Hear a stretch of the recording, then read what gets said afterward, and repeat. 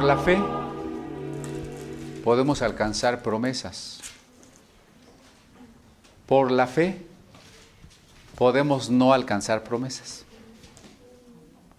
¿Ve? Entonces, ¿qué es la fe? ¿Para qué sirve la fe? Bueno, allí en el capítulo 11, dice en el verso 35, las mujeres recibieron sus muertos mediante resurrección, mas otros fueron atormentados. Ese es un contraste.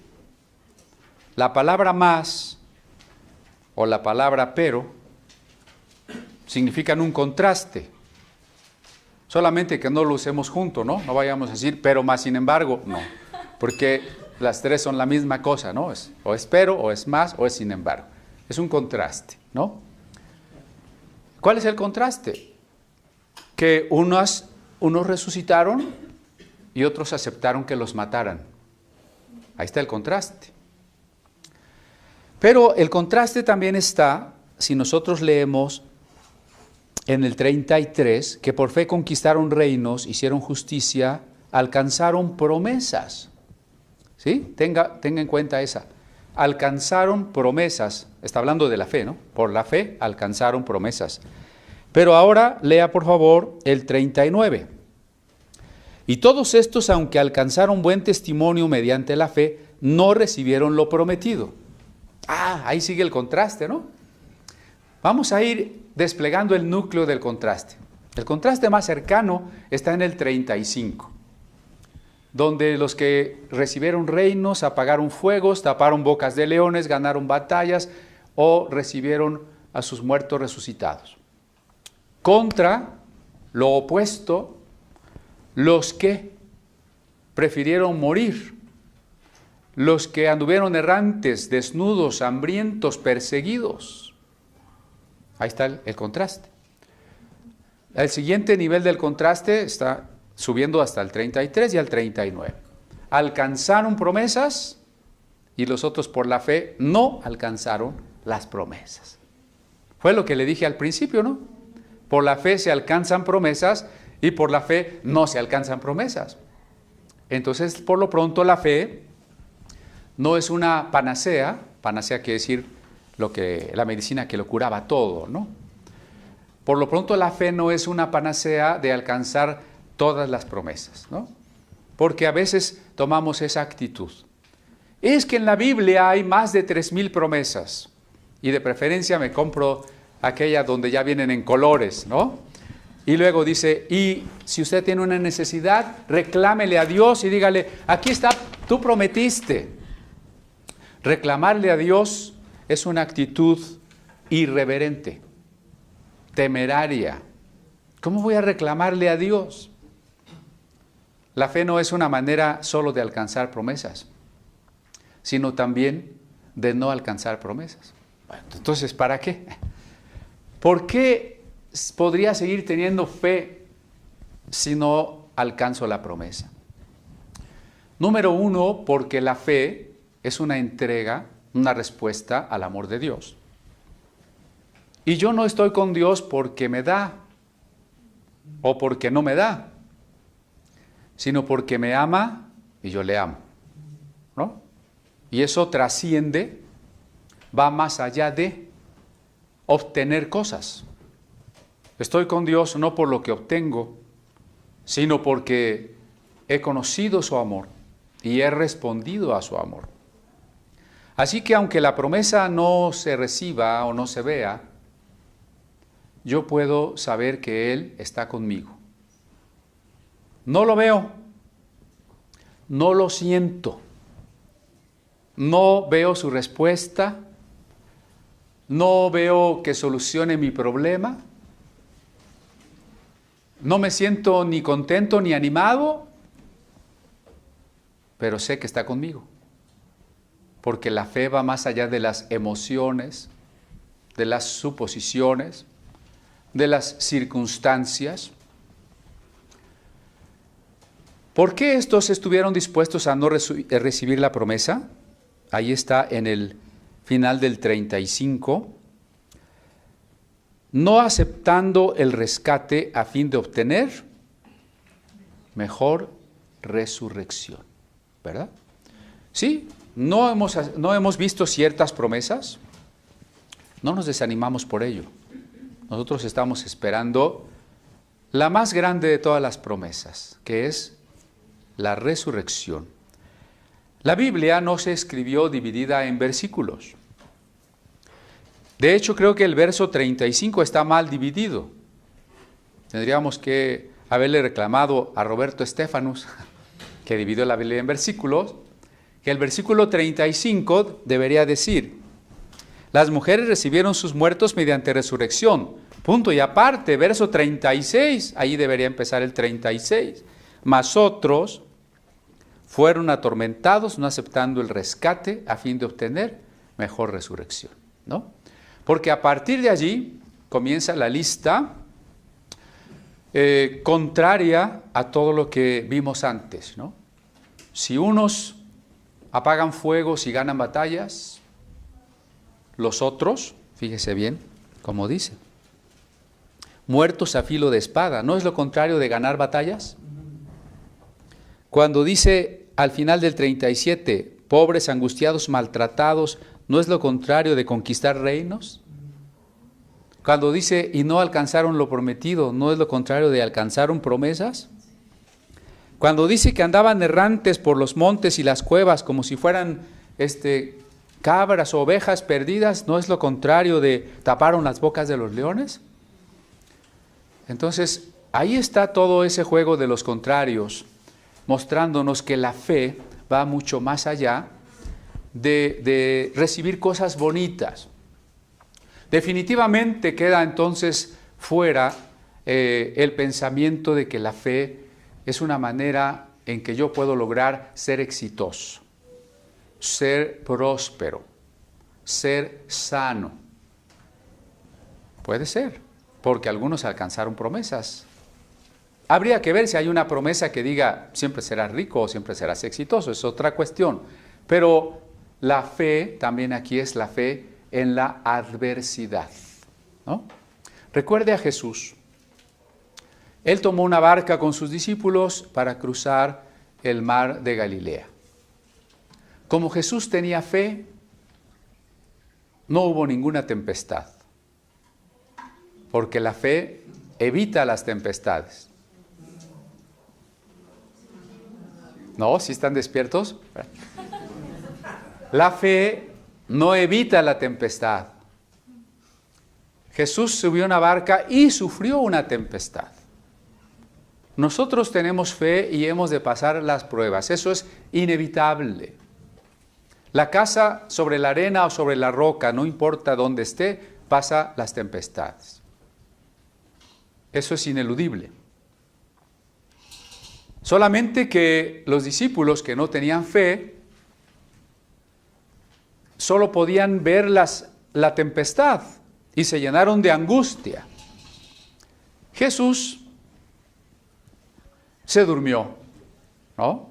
O sea, Jesús estaba en paz. Y él dice, bueno, si esta barca se va a mover mucho, yo mejor me duermo.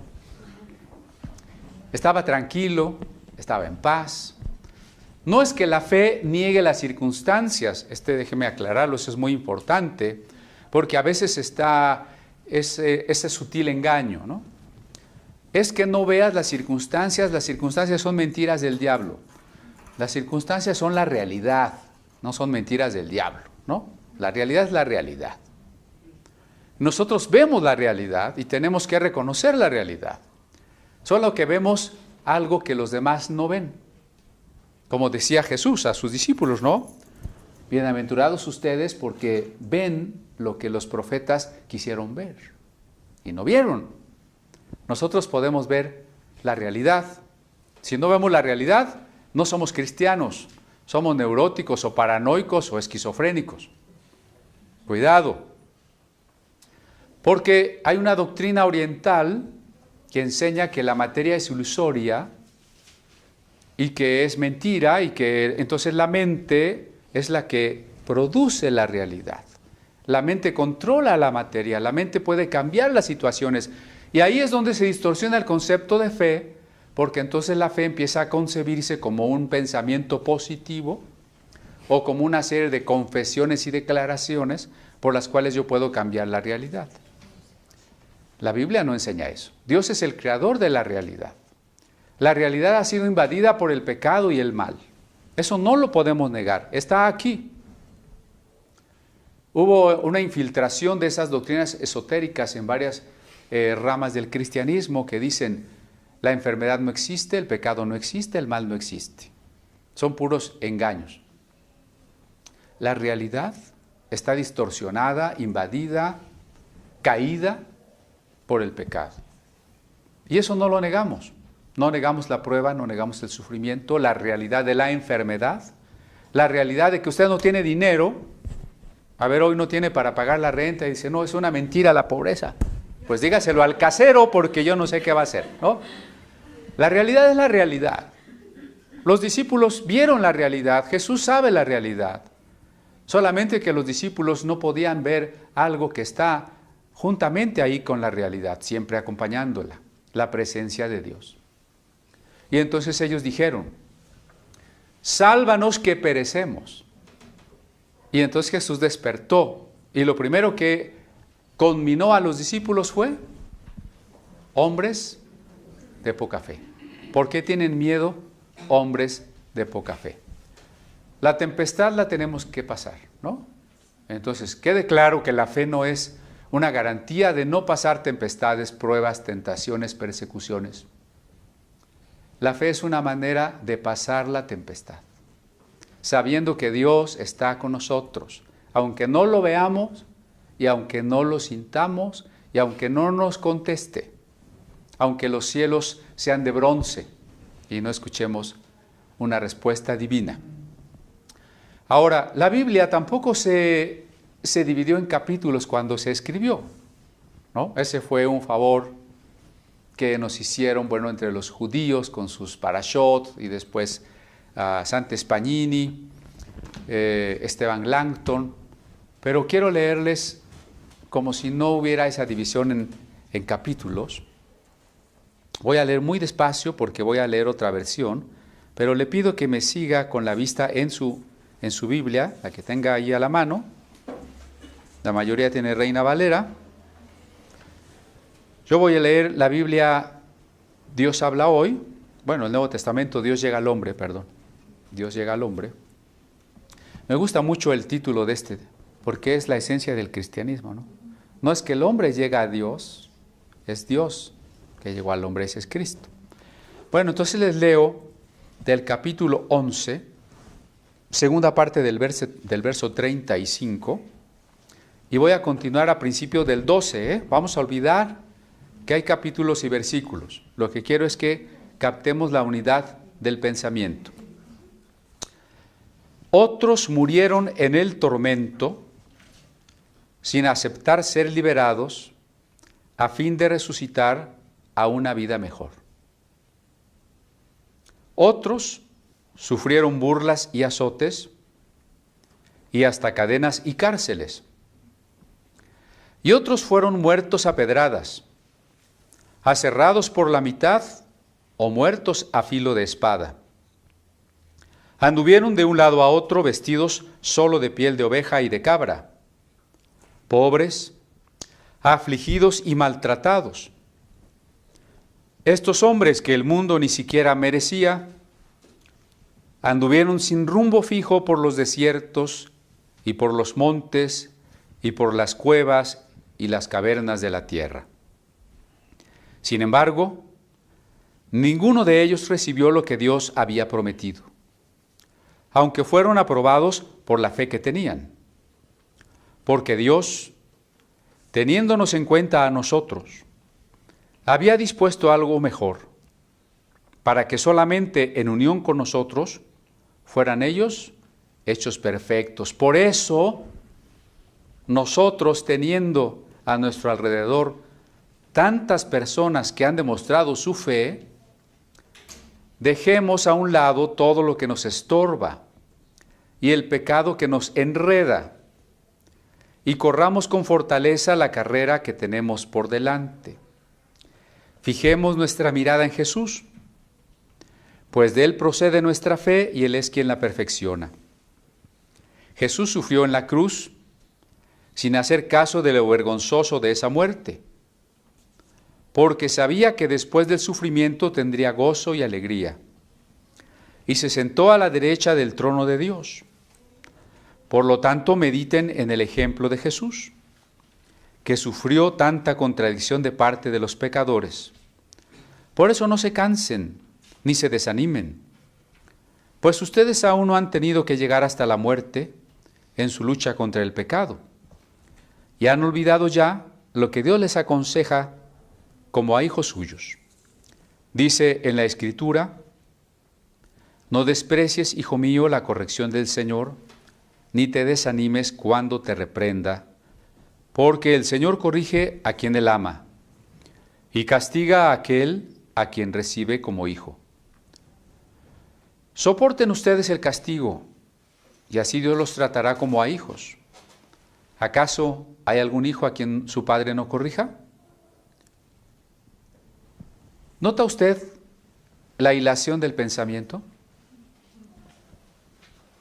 No debemos abandonar la fe en las pruebas.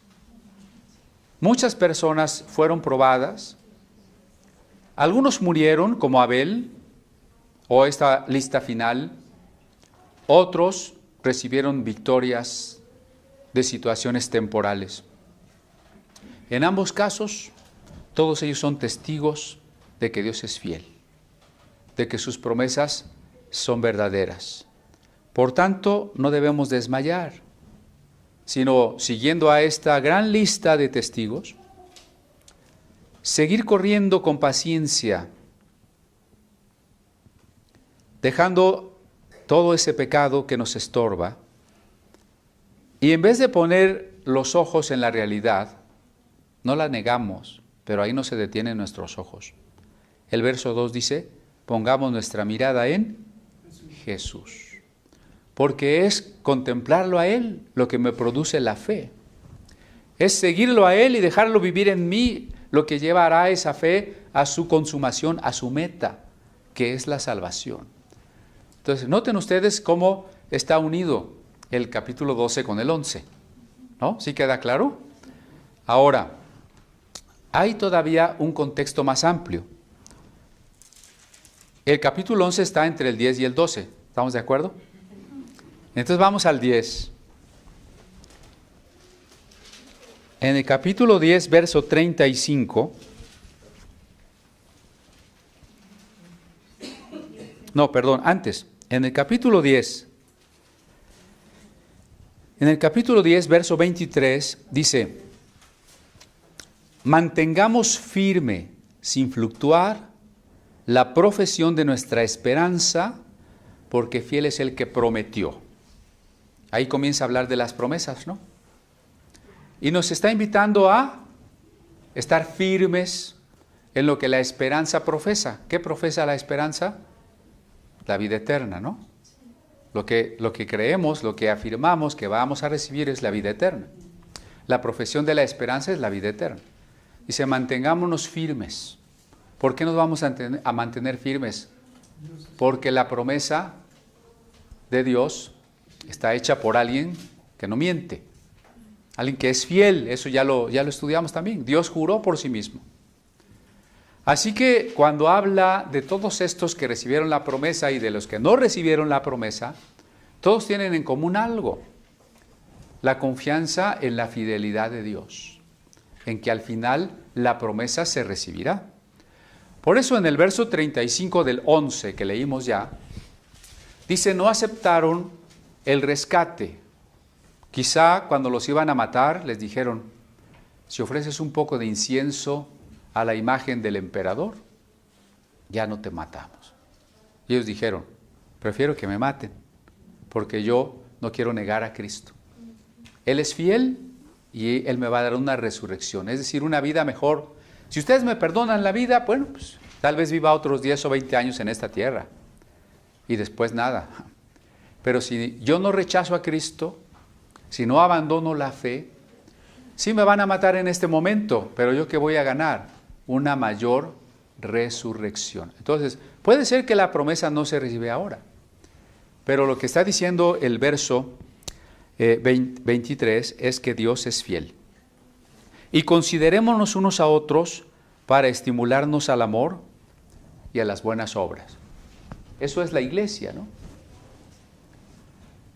Estaba pensando por la mañana cómo a veces tenemos otra idea de iglesia. Mucha gente piensa, para empezar, que la iglesia es un lugar, ¿no? Vamos allá a la casa de Dios, al lugar sagrado.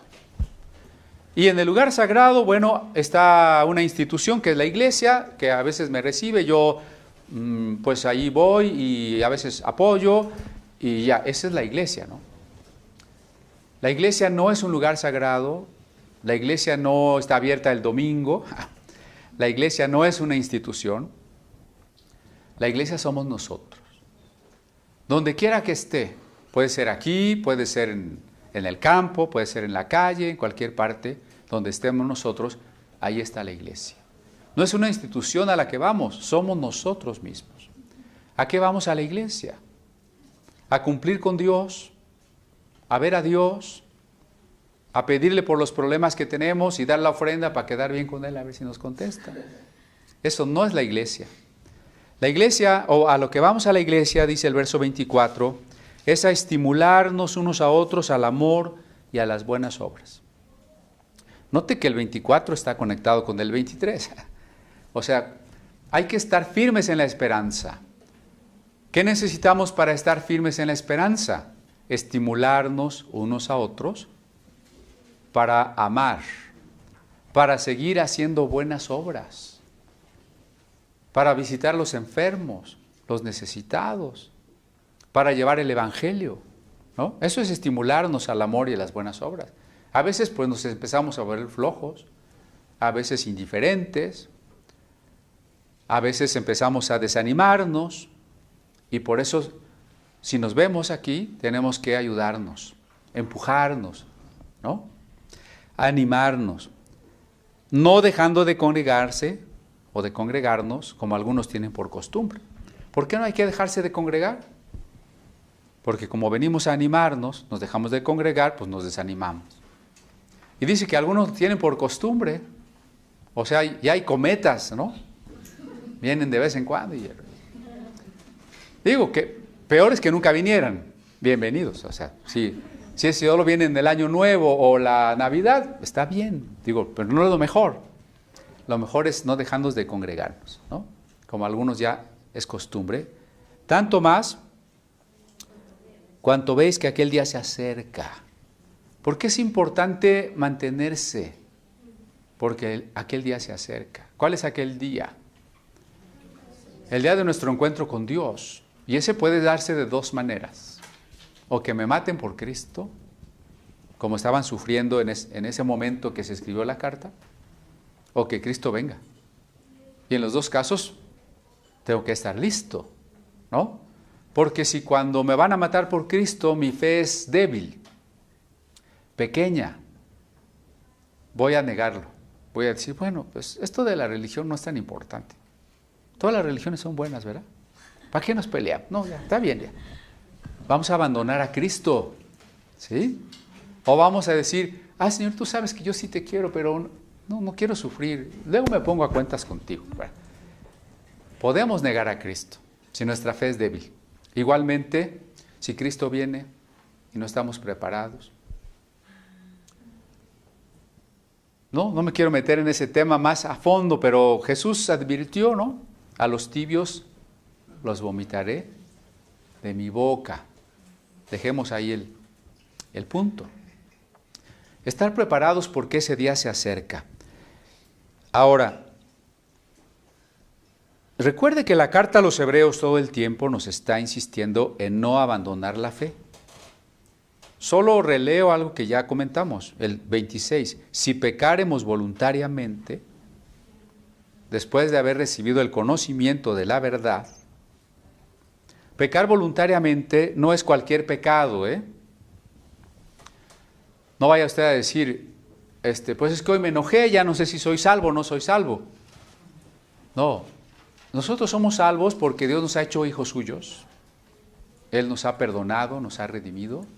Déjeme decir que nos ha perdonado nuestros pecados pasados, presentes y futuros.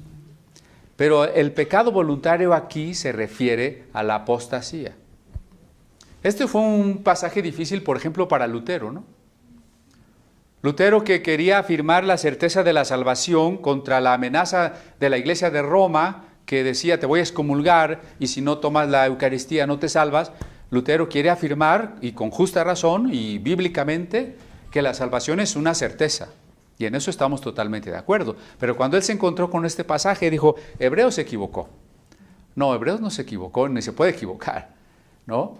Pero lo que pasa es que aquí el pecado voluntario se está refiriendo a la apostasía, es decir, a dejar de creer. ¿Qué queda? Una horrenda expectación de juicio. ¿A quién le está diciendo eso Dios? Pues dice, según el verso 29, ¿cuánto mayor castigo pensáis que merecerá el que pisoteare al Hijo de Dios, tuviere por inmunda la sangre del pacto en la cual fue santificado?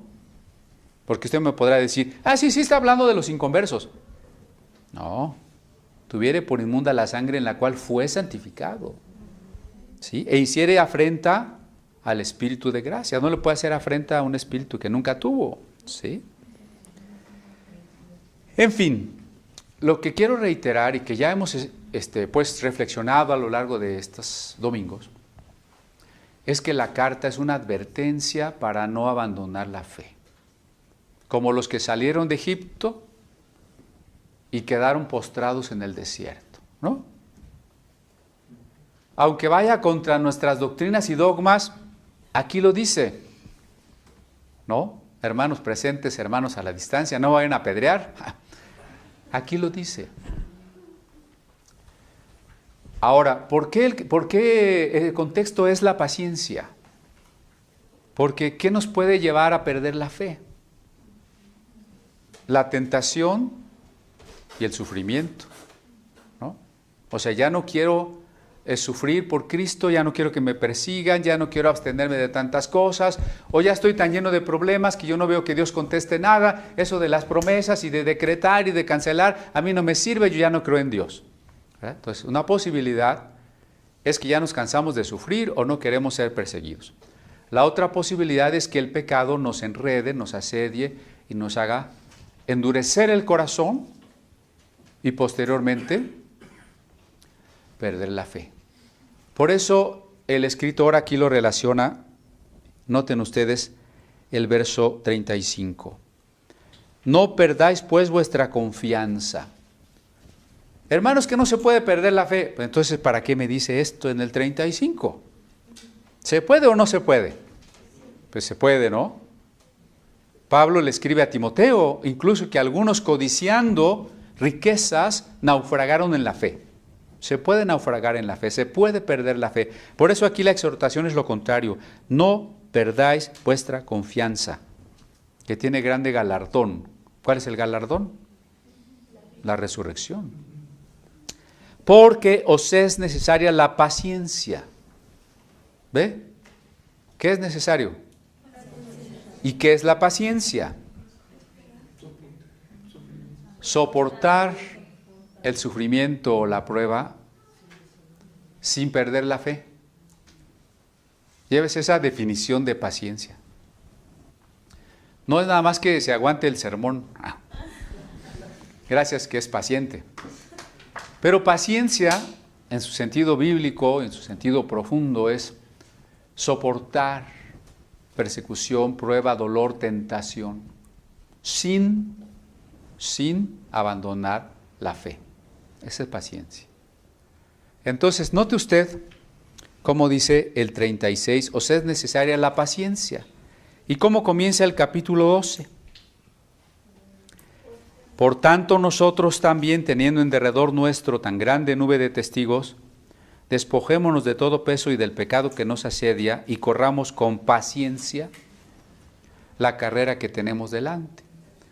Entonces, el capítulo 11 que habla de la fe está inserto entre dos extremos que hablan de la paciencia. ¿Ve? ¿Ya nos va quedando más claro? Sí. Entonces el capítulo 12 retoma todo el 11. Dice, pues ya que les di una lista tan grande de personas que han experimentado a Dios en la prueba o en la victoria, entonces quítese el peso del pecado. La figura que utiliza aquí es la de un corredor de los juegos deportivos. Y aquí va el corredor hacia la meta. Y la meta es la resurrección. ¿Sí? No solo va a ganar uno aquí, Aquí ganan todos los que lleguen a la meta. Como un poco en el maratón, que de todas maneras le dan su diplomita si llega, ¿verdad? El chiste es que llegar. Hay que llegar. Pero hay un problema. ¿A usted le gustaría correr pues una competencia de atletismo o un maratón con una de esas bolas que vemos en los dibujos de los presos, ¿no? Su grillete y su bola de plomo ahí? ¿Sí? ¿Le gustaría correr así? De acuerdo con el verso 1 del capítulo 12, el pecado en nuestra vida es esa bola de plomo que no nos deja correr y que amenaza con que no lleguemos a la meta. Así que si usted trae su bola de plomo hoy, ¿verdad? Aquí tenemos una ceguetita para romper bolas de plomo. Porque fíjese lo que dice el verso, ¿no? Despojémonos de todo peso del pecado que nos asedia. El pecado es un peso que no nos deja correr. Y si su corazón, ya lo dije, se endurece, usted podría llegar a perder la fe y ya no llega a la meta. Usted a media carrera va a decir, ya me cansé, ya me voy. O le va a dar un paro cardíaco a medio maratón y no va a llegar a la meta, ¿verdad? No podemos correr con el pecado estorbándonos en los pies. Usted tiene que decidir, o sea, sí, no está perdiendo su salvación porque usted pecó, pero el pecado sí le está estorbando el camino. El pecado sí le amenaza. Y por eso usted tiene que decir, dejo el pecado, renuncio al pecado, rompo con el pecado. Y luego está la frase, corramos con paciencia. Es curioso porque uno diría, no, pues si cuando uno corre necesita rapidez, no paciencia. Es que la paciencia no es lentitud, la paciencia es soportar. Y sobre todo en estas carreras largas, ¿verdad? Donde a lo mejor a medio camino ya le duelen los pies, ya se le acalambró, ya se muere de sed, ya le está dando el sol en la cabeza. ¿Qué es lo que necesita? Soportar, soportar. Note usted cómo entonces en el capítulo 10 la advertencia es, cuidado con la apostasía, horrenda cosa es caer en las manos del Dios vivo. Ustedes necesitan congregarse, necesitan animarse, necesitan paciencia. Y el capítulo 12, por tanto, tengan paciencia. Ahí en medio está el 11. El 11 que nos está dando la lista de los que sí recibieron promesas y de los que no recibieron promesas. Y todos juntos a la larga vamos a recibir la promesa más importante. Regresemos al capítulo 11. Por ejemplo, y antes de avanzar más, lea conmigo otra vez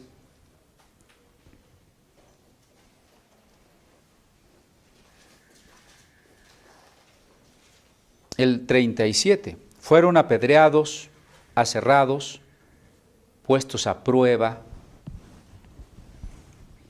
Todos estos no vieron una contestación de Dios.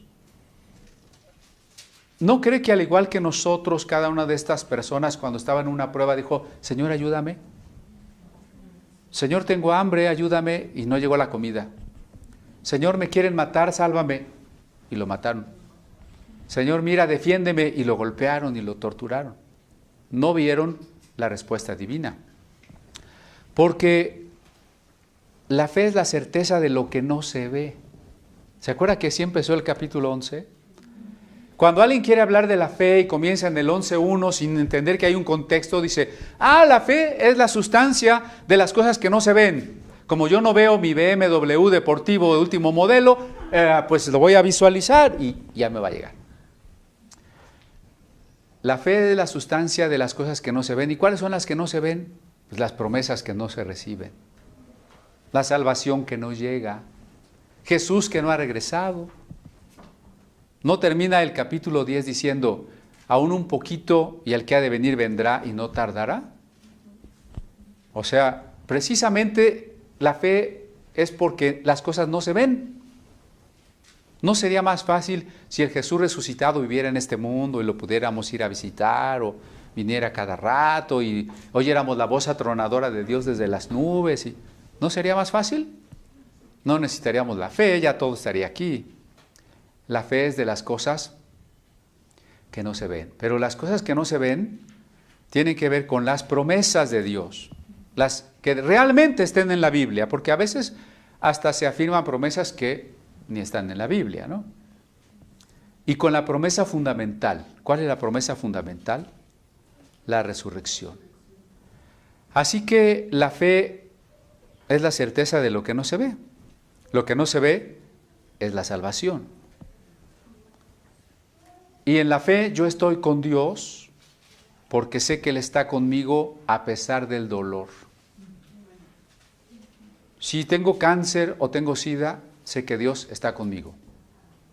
Si me lanzaron de mi casa porque no pagué la renta, Dios está conmigo.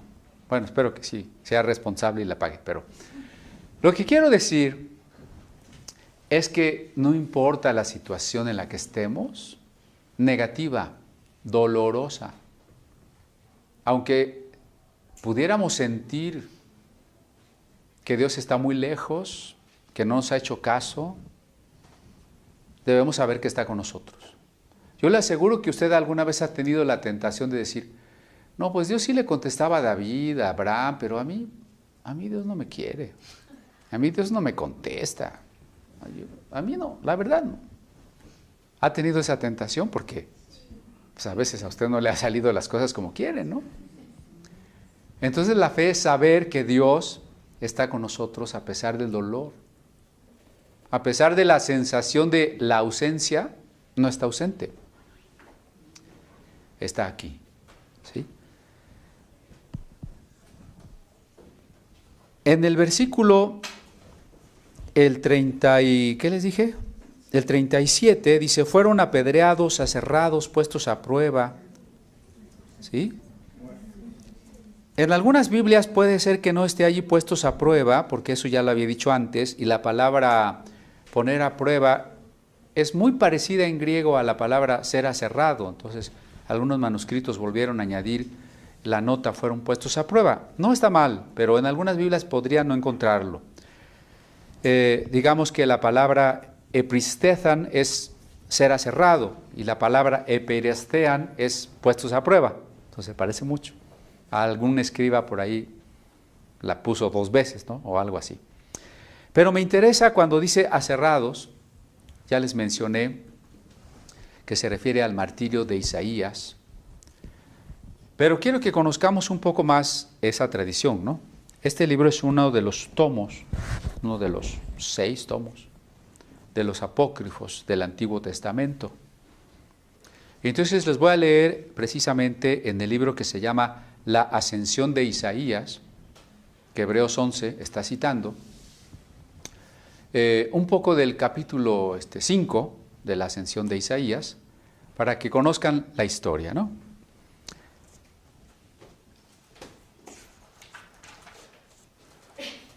A causa de estas visiones, las visiones de Isaías, ¿no?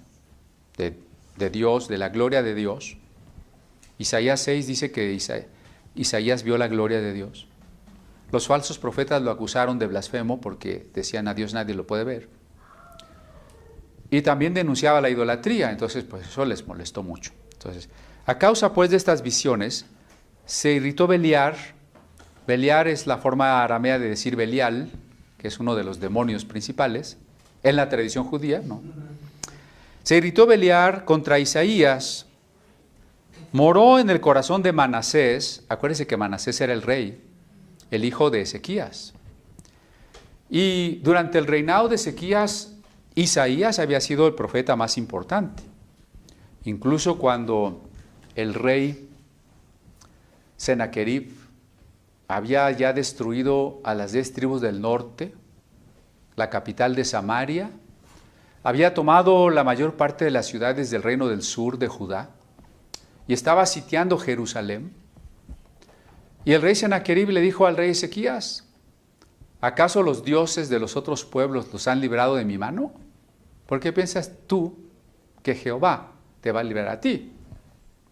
Y entonces Ezequías, muy angustiado, muy desanimado, mandó llamar al profeta Isaías, el cual le dijo: pues, esta guerra la vas a ganar sin usar la espada. Para mañana vas a ver libre la ciudad.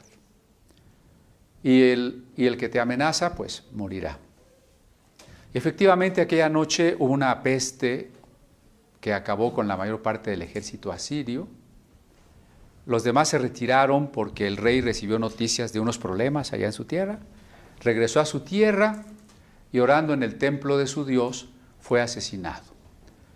Y así se libró Jerusalén de una inminente caída en el año 720 a.C. Pero murió Ezequías y reinó en su lugar su hijo Manasés. Y entonces aquí dice que el demonio Beliar moró en Manasés, que aserró a Isaías con una sierra de madera. O sea, la idea es que lo metieron a un tronco hueco y empezaron a cortar el tronco como se corta un árbol, ¿no? Mientras Isaías era aserrado, Balquira, que es el líder de los falsos profetas, estaba acusándolo, y todos los falsos profetas estaban riéndose y regocijándose. Me salto algunos pedacitos, pero bueno, cuando Isaías empezó a ser aserrado, dice que estaba absorto viendo una visión del Señor. Y entonces este falso profeta lo invitaba a retractarse. Le decía: mira, Isaías, di que Manasés está bien, que es recto, que todos nosotros, sus profetas, somos verdaderos, que decimos la verdad. Si tú confiesas todo eso, yo voy a hacer que en vez de que te maten, todos te rindan reconocimiento. Isaías respondió así: en cuanto puedo todavía hablar, nada puedes quitarme salvo la piel de mi carne. O sea, la vida para el creyente no es el valor más importante, ¿no? Para la gente que no conoce a Dios, sí. ¿Qué puede haber más importante que la vida? Diría Thomas Hobbes, ¿no? Pero para el creyente no. Porque algunos aceptaron morir para ganar mejor resurrección. Tomaron y aserraron a Isaías, hijo de Amós, con una sierra de madera, mientras Manasés, Balquira, los falsos profetas, los príncipes y todo el pueblo estaban mirando. Antes de ser aserrado, Isaías había dicho a los profetas que estaban con él, a los verdaderos: id a la tierra de Tiro y Sidón, pues solo a mí ha preparado el Señor la copa. Noten el lenguaje figurado de la copa como el martirio, ¿no? ¿Recuerdan cuando Jesús le preguntó a sus discípulos si pueden beber la misma copa que yo voy a beber? Y ellos dicen sí. E Isaías no lloró ni gritó mientras lo aserraban, sino que hablaba por su boca el Espíritu Santo, es decir, fue profetizando, ¿no? Estaba profetizando, hasta que fue partido en dos. Esto hizo Beliar a Isaías por mano de Balquira y Manasés, pues estaba Samael sobremanera enojado. Samael es otro demonio judío, ¿no?, que se menciona mucho en las cuestiones de la cábala. Entonces espero que ustedes no se metan a eso, pero estaba sobremanera enojado con Isaías desde los días de Ezequías, rey de Judá, a causa de las visiones que había tenido acerca del amado. El amado es Jesús, ¿no? Por eso Juan, en su capítulo 12, me parece, dice: Isaías vio la gloria de Jesús, y cita Isaías 6, la visión del trono, ¿no? Y también de la ruina de Samael, o sea, también vio la caída del mal, ¿no? una visión apocalíptica, que había visto por mediación del Señor cuando aún reinaba Ezequías su padre. Así obró Manasés según la voluntad de Satanás. Bueno, es solo un detalle para que conozcamos un poco de estas tradiciones judeocristianas, porque es un libro con interpolaciones cristianas, ¿no? que nos cuenta el por qué habla Hebreos 11 de un hombre que fue aserrado. Vuelvo a Hebreos capítulo 11, 39 y 40. Y todos estos, aunque alcanzaron buen testimonio mediante la fe, quiero subrayar eso, alcanzaron buen testimonio mediante la fe. Porque con ciertas corrientes que hay hoy, alguien diría, anduvieron en el 37, ¿no? De acá para allá, cubiertos de pieles de ovejas, pobres, angustiados, maltratados. No tenían fe. Si andaban pobres, no tenían fe. Si andaban errantes y desnudos, les faltó fe para recibir las riquezas que Dios nos quiere dar. Entonces, no tenían fe. No es así. Aquí Dios da testimonio de que están aprobados por la fe. En el mismo tono de las bienaventuranzas. No dice bienaventurados los ricos, sino los pobres. No los poderosos y guerreros, sino los mansos. No los que están hartos y les va bien en la vida, sino los que tienen hambre. De la misma manera aquí, estos hombres hambrientos, perseguidos, desnudos, recibieron buen testimonio mediante la fe, pero no recibieron lo prometido. ¿Estaremos dispuestos como Job a que en vez de recibir lo prometido recibamos prueba y podamos bendecir a Dios? ¿Estaríamos dispuestos? En Mateo 23,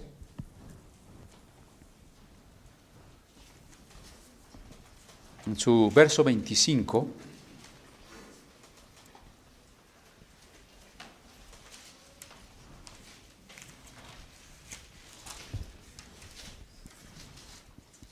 el evangelista cita un caso, porque acuérdense cuando dice que muchos murieron apedreados o a filo de espada, ¿no? Y evidentemente el autor de la carta a los hebreos está pensando en los profetas que fueron antes que nosotros. Por ejemplo, Jeremías fue asesinado con la espada entre los judíos incrédulos en Egipto. Después usted consulte Isaías 26, 23, pero por lo pronto, aquí en Mateo 23, 25,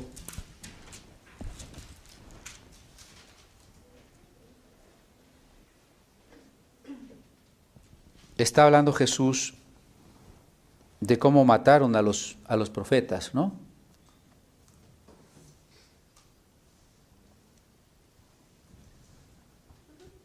A ver, ya me perdí. ¿Sí está ahí o no está ahí? Más adelante, ¿no? 27.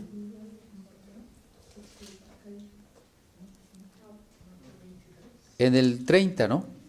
Si hubiésemos vivido en los días de nuestros padres, no hubiéramos sido sus cómplices en la sangre de los profetas. Así que dais testimonio contra vosotros mismos de que sois hijos de aquellos que mataron a los profetas. Y el 35. Para que venga sobre vosotros toda la sangre justa que se ha derramado sobre la tierra, desde la sangre de Abel el justo hasta la sangre de Zacarías, hijo de Berequías, a quien matasteis entre el templo y el altar. Aquí hay un dato que no se conoce muy bien, ¿no? Y Zacarías, hijo de Berequías, es el profeta de los 12 profetas menores. El Zacarías que murió entre la entrada y el altar es otro Zacarías, que está en 2 de Crónicas 24, que es Zacarías, hijo de Ido. O el redactor del Evangelio tuvo aquí un error, o hubo otro Zacarías, hijo de Berequías, que fue asesinado, tendría que ser en tiempos de Cristo, ¿no? El otro es anterior, incluso al exilio, porque lo que está diciendo Jesús es que ellos también son culpables de hacer las mismas cosas. Pues probablemente haya otro Zacarías, ¿no? El punto o la idea importante es que, al igual que en Hebreos 11, desde Abel hasta el último de los mártires, hoy tendríamos que modificar este versículo, ¿no? Es decir, desde la sangre de Abel hasta la de los hermanos muertos en el municipio de Chenaló, ¿verdad? Les será demandada la sangre de los profetas. Y entonces me regreso a Hebreos 11. ¿Por qué no recibieron las promesas? ¿Cuál es el plan de Dios o la razón por la que Dios no les dio las promesas? No les contestó inmediato todo lo que les pudo haber dado, la salvación completa que les pudo haber dado. El verso 40 dice, proveyendo Dios alguna cosa mejor para nosotros, para que no fuesen ellos perfeccionados aparte de nosotros. O sea, en otras palabras, Dios está esperando que se cumpla el número de los escogidos. Es una manera de decir, ¿no? Lo dice también Pedro en su segunda carta. Algunos creen que el Señor ya se tardó. Lo que pasa es que el Señor está esperando que otros vengan a la misericordia. Y es que si Jesús hubiese venido para resucitar a los salvos hace 100 años, usted y yo no existiríamos, ¿no? Y lo mismo si hubiera venido hace 500 o hace 1000.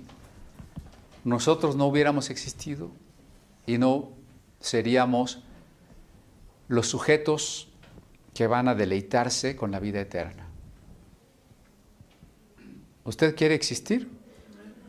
Desde el momento en que existe, el gran misterio de la persona, ¿no? Usted es a imagen de Dios. Y desde el momento en que Dios le alcanzó con su salvación, usted va a vivir eternamente. Entonces vea qué contraste entre que Jesús hubiera venido cuando yo no había nacido, pues ni siquiera hubiera llegado a existir, o que Jesús venga ahora, que yo y usted y muchos otros más, millones seguramente, también van a tener la vida eterna. Entonces Dios no quiso perfeccionar a unos del pasado sin los que faltaban. Él quiere perfeccionar, es decir, completar su salvación en todos al mismo tiempo. ¿Y cuándo va a suceder eso? El día que Jesús regresa y nos resucite. Ese día entonces va a resucitar usted, pero también va a resucitar su abuelita, y también va a resucitar Lutero, y también va a resucitar San Agustín, y también va a resucitar Pablo, y también Isaías, ya voy más atrás, ¿no? Lo estoy yendo en tiempo, ¿no? Y luego David, y Moisés, y Abraham, y Abel, ¿no? Todos los santos, los que se salvaron creyendo en el que había de venir y los que nos salvamos creyendo en aquel que ya vino, los de antes y los de después. Todos vamos a resucitar para ser perfeccionados y completados todos y ser parte de esas bodas, de ese cuerpo maravilloso que Cristo ha preparado para vivir una eternidad de deleite amoroso, ¿no? Recuerde que la vida eterna es ante todo deleite amoroso. Pensando un poco en eso también en la mañana, decía yo, que nuestra música debe ser amorosa. Si usted escucha la canción de un enamorado, pues a lo mejor es muy dulce y alguien podría decir, no, eso está tan dulce que no estás contento. ¿Verdad que sí se puede estar contento? Porque a veces piensan que estar contento es que solo cantáramos así brincoteando, ¿no? Y yo digo, ¿y a poco un enamorado podría brincotear y decir, te amo, te amo, te amo? O sea, como que más bien el gozo es otro tipo de gozo, un gozo más profundo, un gozo más sublime, que, bueno, el punto es que la vida eterna es una comunión íntima, un deleite eterno con Dios. Pero para que esa profesión de la esperanza sea real, necesitamos no abandonar la fe. Y constantemente hay amenazas que nos quieren convencer de abandonar la fe. Así como Isaías antes de morir estaba ahí un falso profeta invitándolo a abandonar la fe. Así el pecado, la prueba, el silencio divino parecen invitarnos a abandonar la fe. ¿Qué tenemos que tener? Paciencia, capacidad de soportar y seguir creyendo hasta llegar a la meta.